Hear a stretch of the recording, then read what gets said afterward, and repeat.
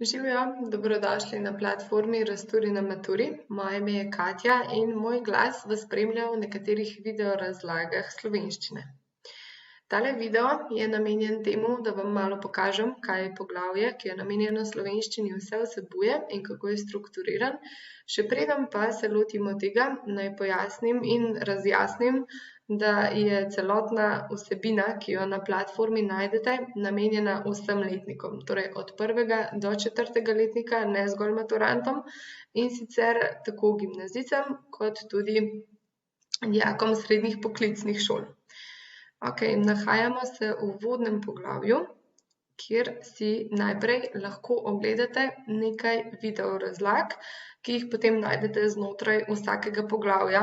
Gre pa za videe, ki so dolgi nekje od 3 pa do 5 minut in vsebujejo kratko, jasno in razumljivo razlago. Tukajle je tudi primer enega webinarja, če greste pa še malo niže, pa najdete primere zapiskov, ki si jih potem tudi lahko prenesete, in pa primere nalog, ki so trenutno obarvane sivo.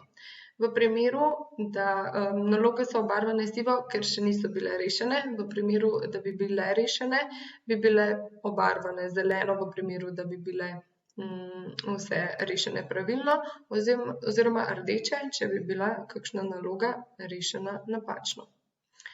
Pa če vam zdaj pokažem še vsa poglavja. Je pa tudi tako, da praktično vsak teden dodajamo na platformo kakšne nove stvari, torej ali video razlage, zapiske, webinarje ali pa naloge, tako da lahko praktično vsak teden pričakujete kaj novega. Takole izgledajo poglavja, na primer glasoslovje, in če greste niže, potem najdete video razlage. Če pa gre za neko bolj obsežno poglavje, na primer oblikoslovje, pa lahko tukajle vidimo še podkategorije, ki oblikujejo neko bolj jasno razdelitev.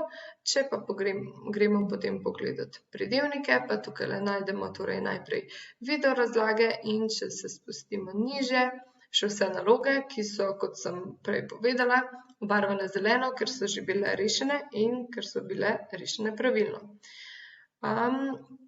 Nekaj, kar moram nujno pokazati, kar je zelo uporabno, so tejle zapiski za književnost.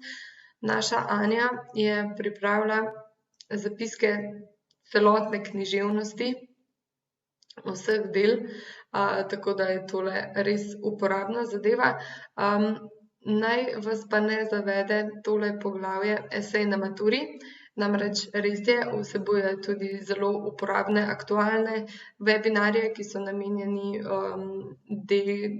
romanom oziroma delom, ki so specifično letu na maturi.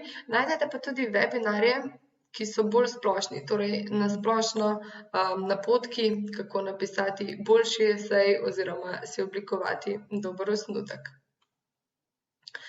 Tako, to je to, kar sem vam želela pokazati. Jaz mislim, da boste tukajle na platformi našli ogromno uporabne in praktične vsebine, ki bo pripomogla k boljšim dosežkom. Tako da vas povabim, da tukajle v poglavju Nakup raziščete možnosti vsaj mesečnega dostopa, če ne pa več. Če imate kakršnokoli vprašanje, pa nam seveda kadarkoli lahko napišete. Tako da uživajte v uporabi in uživajte tudi v učenju. Srečno!